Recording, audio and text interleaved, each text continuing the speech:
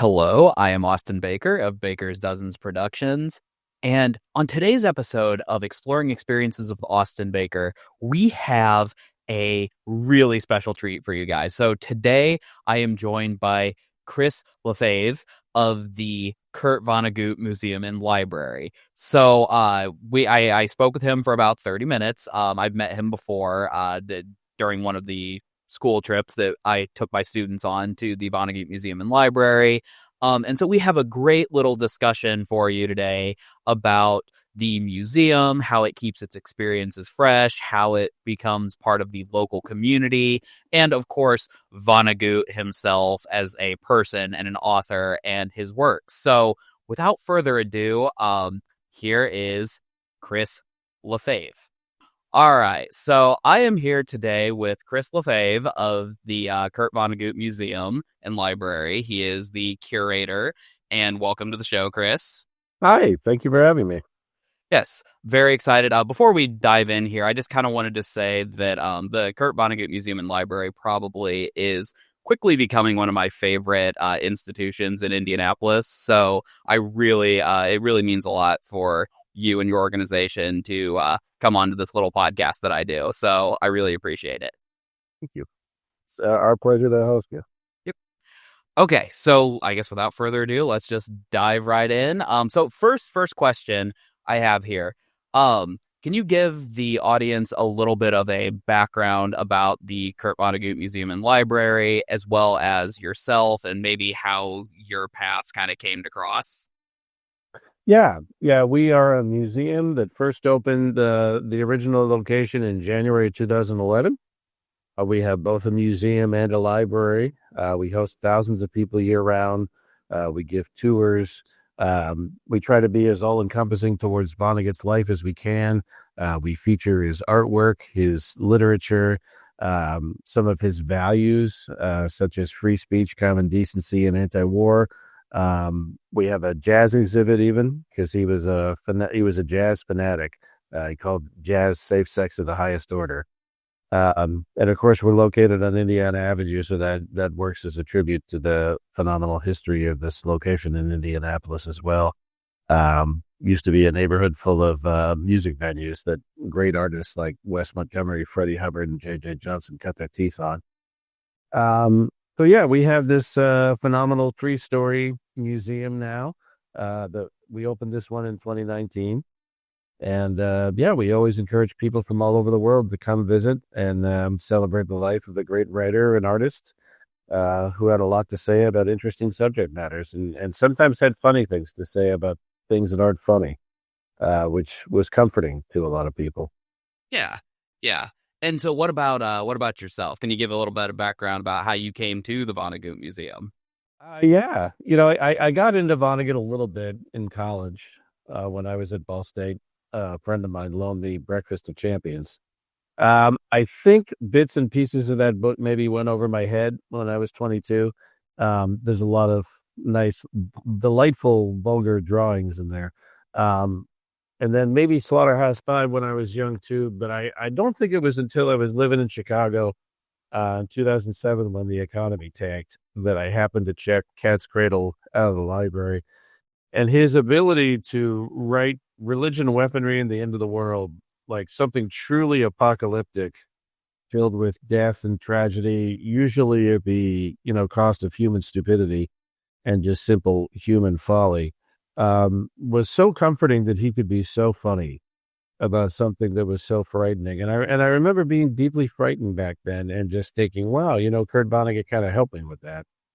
So a couple of years later, I was doing library science at IUPUI and the Vonnegut Museum, the brand new Vonnegut Museum needed volunteers. And that's kind of how it all came about. So you started off as a volunteer and kind of worked your way up. That is so Yeah. cool. Yeah. Early 2011. Yeah. Wow. So you've been there since 2011. So that's when they moved to the new location, right? We moved to the new location in 2019. I want to make sure that we got the history correct. Julia Whitehead is the CEO and founder of the Vonnegut Museum. She was a medical writer with Eli Lilly, and she came up with the idea, and She started up the 501c3 and everything. We opened the original space was was at the corner of Senate and Vermont, and it was in the Amelie building. And then at the end of 2018, we moved the museum briefly into the Circle Center Mall. Really? Yeah, we had a presence at the Circle Center Mall, and then in November of 2019, we had the grand opening of the permanent home of the Vonnegut Museum, which is located at 543 Indiana Avenue. Yeah, at the three-way stop between Indiana Avenue, West Street. I think it's just Indiana Avenue and West Street. Yeah. Yeah, I know it comes up fast because the few times I'm like, oh, there's the entrance. I got to go around. Yeah, it does. Yeah, no kidding. But no, I've been there a handful of times. It is a lovely building and a lovely exhibits. Very, very fun. But yeah, so you kind of already touched upon my second question, but I'm going to ask it anyway. So obviously, Vonnegut has history in Indiana, specifically Indianapolis. But otherwise, why Vonnegut? Why dedicate an entire museum to, one author? Well, he was so uniquely famous. Like it's not only did he go around for years giving a speech called How to Get a Job Like Mine, where the somewhat tongue-in-cheek answer was you kind of can't. He didn't mean it in a mean way or anything like that, but most of the famous authors or the semi-famous authors of the world, in order to quit I think the best way I want to compare this actually is, years ago, there was like a Pitchfork article that said the drummer from Sonic Youth is a bartender in New York City. Yeah. And I don't know if maybe someone said something sassy to him about it, but he said, unless your last name is Jagger or Richards, you probably have a day job. Yep. And I think that's kind of what Vonnegut meant by it, is that Slaughterhouse-Five just happened to be so risky, so daring, so challenging, so surprisingly readable on top of all of that. And it just happened to come out in 1969 at the height of the Vietnam movement. So, even today, there are many schools, not just in Indiana, but across the country and maybe even the world, where Slaughterhouse-Five is taught in school. Yeah. Because it's such an important literary landmark. On top of that, he wrote so many other books, some of which have like a cult following, like Breakfast of Champions or Sirens of Titan. He created so many people that weren't necessarily fair weather fans, because, he had a sense of humor that either works tremendously for you or it doesn't necessarily work for you. So imagine how famous you have to get to blow through that. And still be so, if you turn to page 5 of Breakfast of Champions, there's a giant drawing of an asshole. Yeah. So, there's an awful lot of fame to blow through that. And I think, so that's a big, I think that's why, how do I want to phrase this? He is so popular because he made so many people feel like they weren't crazy. Like the stuff that freaked them out or made them uncomfortable about society was actually happening, and that their reaction to it, feeling depressed or scared or alone or something like that, wasn't necessary. It didn't make them less. I hate to use like new wave language like that, but Vonnegut's writing for a lot of people probably made them feel a little bit seen. Yeah. Yeah. And I could see specifically, even nowadays, I could feel like that would be a very comforting thing to read some of his works. I actually just started Cat's Cradle, no surprise. So yeah, I am looking forward to, getting deeper into that and, I feel like it will be comforting.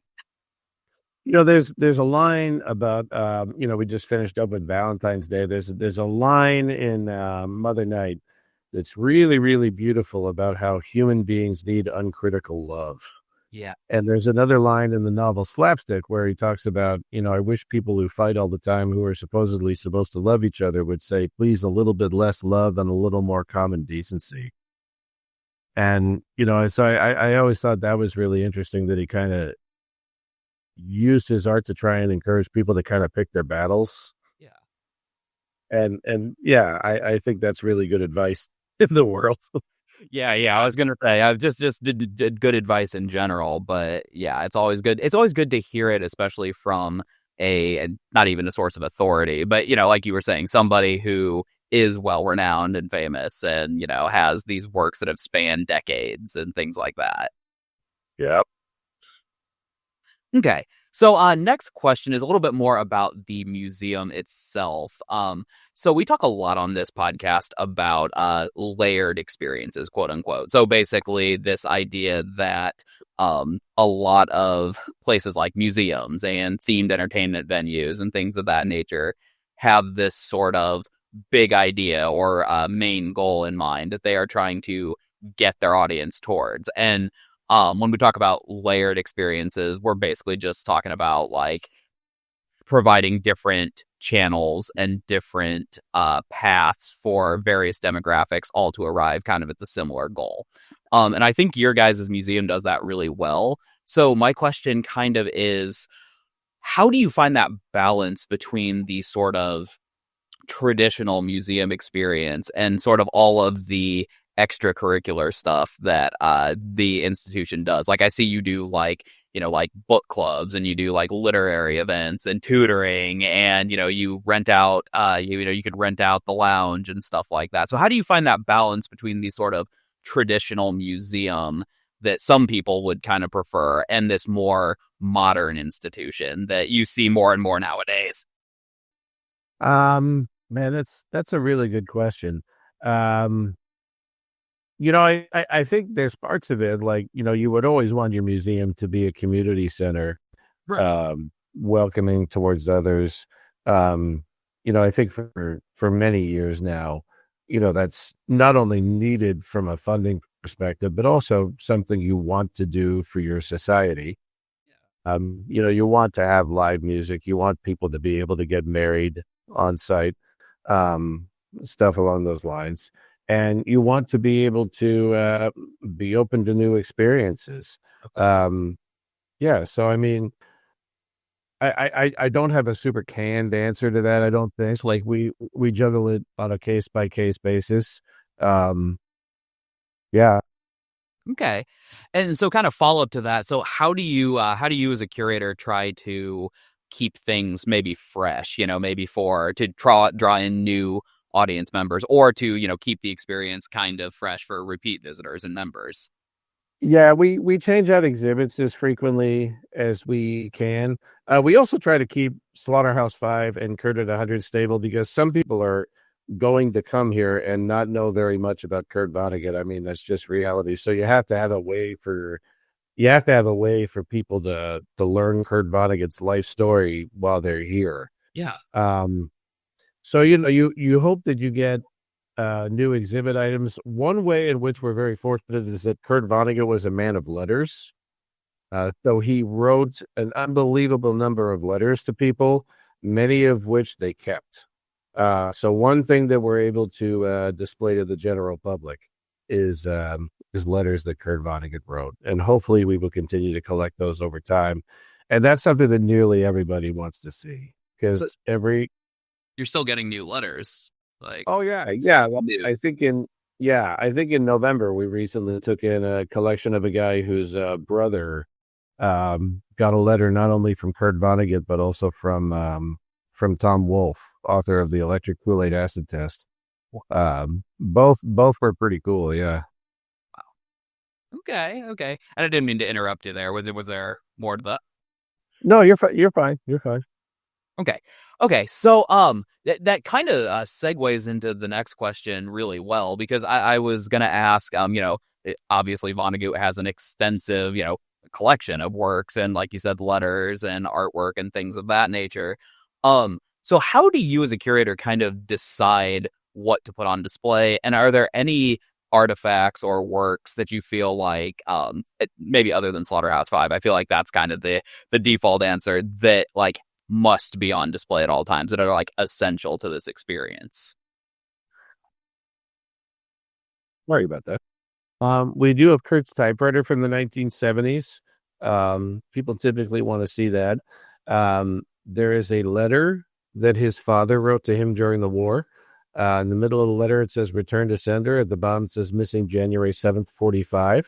Oh, wow. Kurt didn't make it home until July, and that's when his father gave him the letter. We don't know why, but Kurt never opened it, and he left it in Mark Vonnegut's possession. I said I never opened this. I preferred if you didn't either. Now, right now, we've got that. We've got a digital reproduction of it. We've got the letter in our archive room. We're trying to make sure that it doesn't, get exposed to too much light and temperature or anything like that. But it has to be on display in some way. So when it comes to really, really sensitive items, we got to be good stewards Yeah. about that kind of thing. As far as favorite items, oh, sorry, I forgot to mention we have Kurt Vonnegut's Purple Heart and the Nazi sword that he walked off with during the war. Yeah, in terms of other essential items, well, we have one Vonnegut's childhood ice chest. We never want people to not see that because it's an interesting conversation starter. Not to mention, it's a good thing to bring up the fact that his childhood home is still standing at 4401 North Illinois Street. Yeah. Let's see. There's a hardware store skeet shooting tournament trophy. Basically, Kurt's great grandfather Clemens Vonnegut, and we have a painting of him too from the late 1800s that I'm really fond of. So it just kind of goes down the list, I guess. But yeah, there's a couple greatest hits that people want to see that we have out. So I kind of have two kind of questions, kind of off script questions from your comments there. So one, the letter, is is it still like sealed or is it open? Oh yeah, it's still sealed. Like that letter will remain sealed. Okay. And then as far as his childhood home, what's going on with that now? Like, is it just someone's private home? Did it get converted into like a historical site or? No, I think it's just someone's private home. Gotcha. Okay. It's a cool house though. Yeah. Also, that'd be awesome flex of, being able to say, hey, I live in Kurt Vonnegut's house. Yeah, I was going to say, yeah. Almost as cool as his flex of, he stole a Nazi sword. I love that. Yes, indeed. Okay, so I kind of want to talk a little bit about an incident that's pretty recent here. Back in April of 2023, when a masked suspect threw a brick through your guys' front door, allegedly in response to the newsletter, your guys' statement about like censorship and banning books and things of that nature. And we often talk about how institutions and museums need to be audience centered and have a clear message and reach the right audience. Do you think that incident, well, one, could you explain a little more about that incident? And do you think that incident actually is an indication that you did get your message out there to the right audience?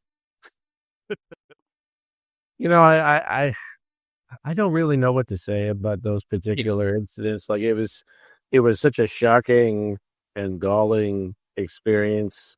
My limited understanding, keep in mind this happened 2 years ago, so I don't remember the exact circumstances, but like I know that there was a bomb threat called into Indy Reads, something along the lines of a drag story hour, and then I think we sent out an email.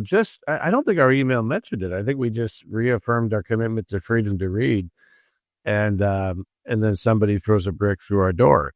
I don't know that it ever got resolved. Yeah. I think our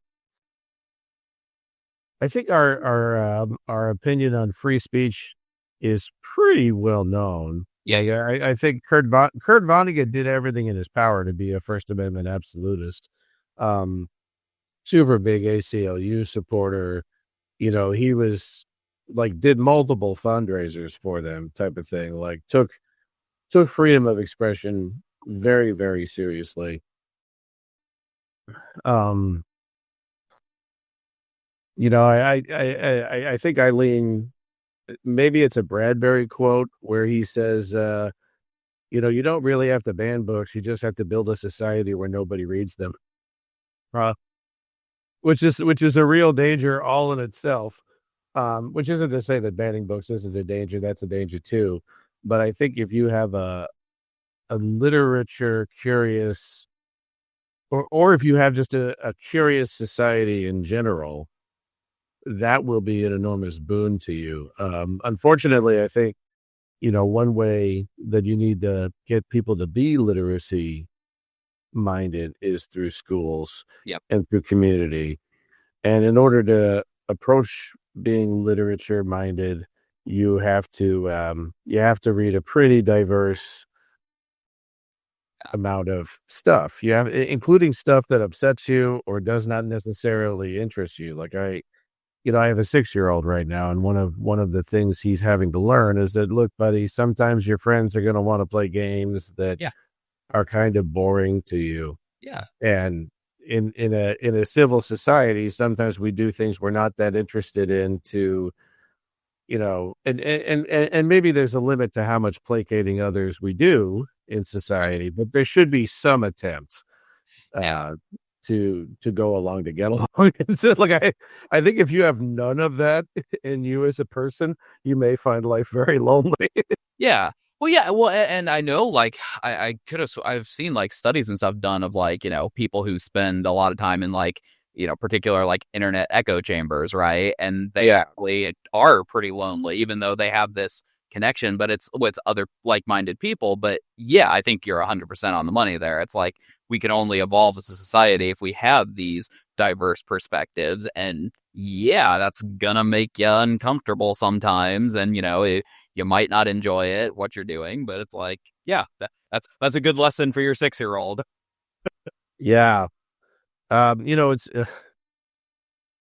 and it's so funny too, because you sometimes see your own flaws in your kids, and we've noticed that my kid can be a real finicky eater, and I've been an extremely finicky eater at various moments in my life. So I feel like such an unbelievable hypocrite at 41, being like, no, you can't eat just grilled cheese sandwiches and hot dogs. Like, there has to be more to your diet. Meanwhile, I'm psychologically thinking, gee, I could really go for a grilled cheese and a hot dog, right? But why you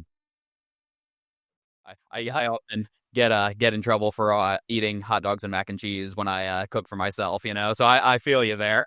Yeah, it does sort of come back to Vonnegut, where I think, everybody and their mother always ask me, what would Kurt Vonnegut be writing about today? And they're expecting me to say something political. So I feel like I disappoint them when I say he'd probably take on social media. It's like, because I think Kurt Vonnegut was of a generation, or maybe just himself, that believed that the quality of entertainment and art that you take in matters. Yeah. It does stuff to your brain. So if you're taking in the hot dogs and mac and cheese, as delicious as they are, and no one's saying you can't consume these things within moderation, but if everything you're taking in is just hot dogs and mac and cheese, there's a chance you're doing something to your brain that is maybe not so great. Yeah, well, that actually kind of in an aside, but the whole rise of like the popcorn movie or the popcorn book, right, where it's kind of just like turn your brain off. And actually, I currently work as a ghostwriter writing those popcorn books, and as for me, I feel like I'm giving up my integrity doing so, because it's like, yeah, it's like when you consume nothing but junk food, it's like, yeah, your brain is going to want junk. Yeah. Well, the Indianapolis sax player, Jared Thompson, just a phenomenal musician. Used to slaughter the Chatterbox all the time, and he plays at Parlor House now. He had a Facebook post where he talked about how part of his mission as a musician is to entertain. Part of it is to educate. Yeah, yeah, And I thought, it's so funny. I feel like I've known people in my life who would feel like they wouldn't like that comment because of the entertainer saying part of my job is to educate. But I think that's kind of true, though. Like, isn't it neat that when someone picks an obscure cover as a musician to cover, you then learn about some musician you never heard of? exactly. And it can go down this, and it's an interesting river of knowledge that you can find yourself swimming down. And I think Vonnegut was sort of like that too. He was like, I'm a big Mark Twain fan. Here's some other writers I like. Here's some musicians I like that type of thing. I'm always grateful that he did that. Yeah. Yeah, that is really interesting. But yeah, and it's also just fascinating kind of to keep this chain of conversation going of just like where did we changes a society where the entertainers weren't supposed to, educate and enlighten us, Like I feel like that was normal, back in the day. Yeah, I mean, the 30-second soundbite world really concerns me. I play in a band now, and sometimes on Instagram they're like, "Hey, can we keep these snippets to 30 seconds?" And I'm like, "Sure, I guess that's good advice." But what do we do about a society where 30 seconds is the average attention span? Well, as a teacher, like that was always my biggest struggle was, doing any sort of lecture whatsoever, even if I'd try to, spice it up a little bit with like an activity or, showing a video or something. Yeah, it's like the second something goes over a few minutes, it's like you could just see the eyes glaze over, and it was disheartening. Yeah, I felt genuinely guilty for being a lousy student back in the day. Just because, like, I think it was probably only about a year or two after I became curator of the Vonnegut Museum that I got sent into a classroom to talk to students directly. And I swear to God, when I was a teenage boy, it never dawned on me that putting my head down to grab a quick cat nap could be seen through the eye of a teacher as an act of disrespect. Because I was just tired. It was like I got up at 6:30 this morning. And so it's just mind-boggling that I'd walk in the classroom and be like, "Oh, this kind of hurts my feelings." Oh, yeah. Well, your perspectives change as you get older. I mean, that's how you evolve as a person, I suppose that's true. Yeah. Yeah. But anyway, kind of back to the questions. I always love the asides though. But so with a lot of nonprofit institution or not for profit institutions, I always like to say, especially the smaller ones, the way that they survive and thrive is by ingraining themselves into the local community, right? Which you kind of already have touched upon. So, in what ways does the Kurt Vonnegut Museum and Library sort of make itself a cornerstone of the local kind of Indianapolis or Central Indiana community? And have you ever tried to go for that sort of national attention with your efforts? I think national attention we get from a lot of the book banning efforts, the giving Slaughterhouse-Five away for free to high school students and sometimes younger all over the country. The writers workshop that we host with Indianapolis Public Schools, where we're encouraging creative writing throughout IPS. That is of course, one of the major flagships there is Shortridge High School, Kurt Vonnegut's alma mater. So that's huge. That's a big part of a big part of community interaction. We have a mural out of the side of the building by a local Indianapolis artist. I'm gonna blank on her name now. I feel really bad about that. Linda Adani.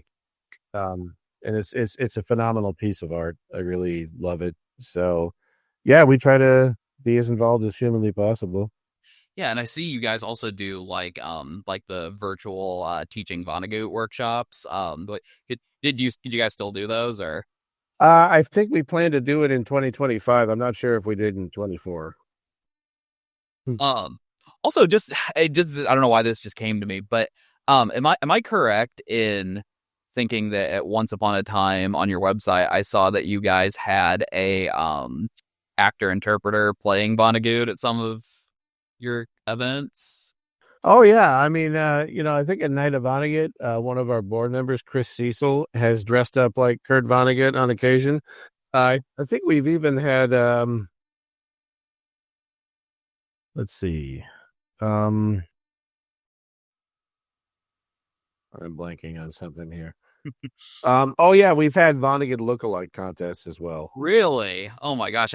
Was there a lot of people that entered that, or was that like a? I believe so. I know Emma Robertson, who works for Three Floyds now. She used to work for the Legend in Irvington. She won it one year. Yeah. Really? That is fantastic. Oh my gosh.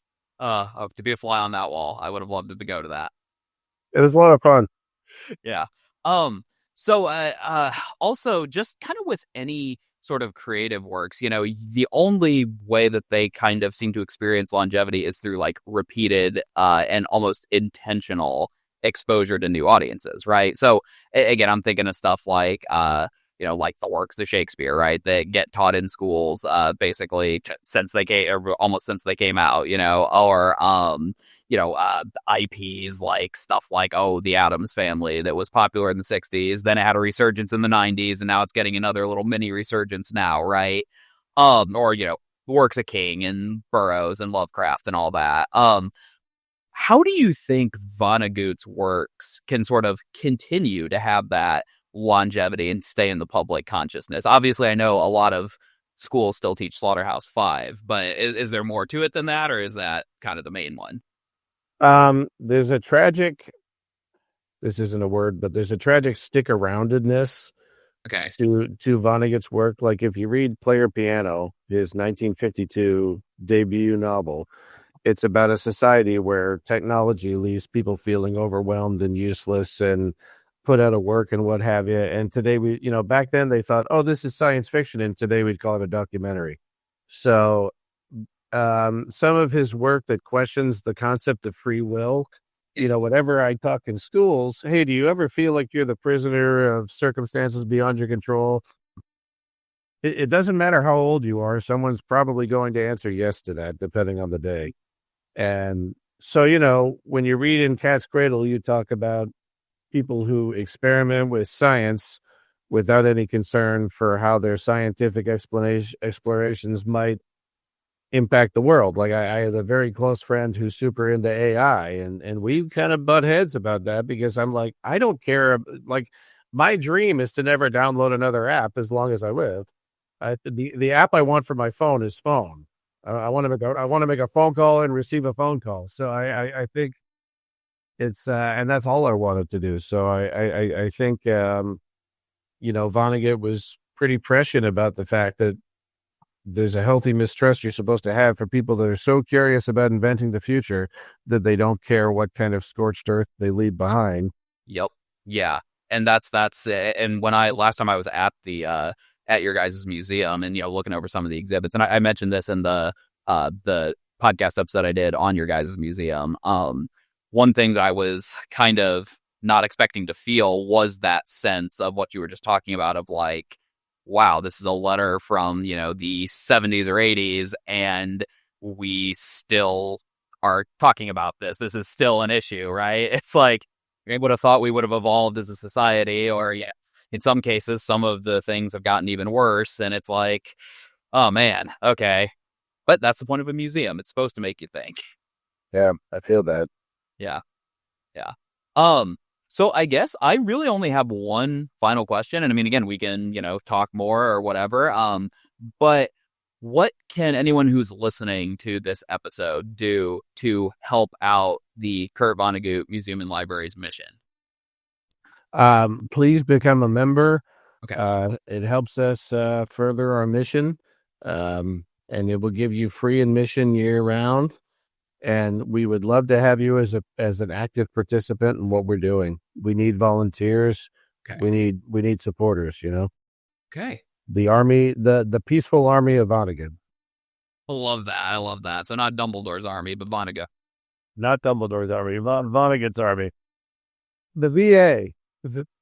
Become the new VA of Indianapolis. But I'm pretty sure the VA is trademarked, but yeah, maybe the I don't know, the KVA. There we go. We can call it the KVA. The KVA. But yeah, no, and I'll just kind of reiterate this. I have been to the Vonnegut Museum a handful of times. I discover something new every time I go. It is so much fun. I really love your guys' mission and what you guys do for the local community. And I really, really appreciate you coming on this show. Thank you so much for your time. Yeah, you're so welcome, man. I appreciate that. Yeah. So, hopefully I will see you the next time I am in the museum, which I'm planning on coming pretty soon here. So maybe I'll swing by and say hi. All right. Sounds great, man. Take care. Yep. Thank you so much for your time. Bye. So there you have it. Hopefully you learned a little bit more today about Vonnegut and his legacy and what you can do to kind of help keep it alive.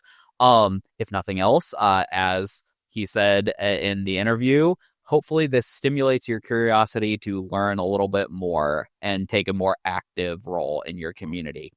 But once again, big thank you from the bottom of my heart to Chris and the Kurt Vonnegut Museum and Library for participating in this little podcast of mine.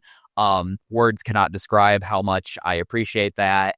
And hopefully you guys enjoyed it as much as I did. I'm Austin Baker of Baker's Dozens Productions, and I will see you on the next episode of Exploring Experiences.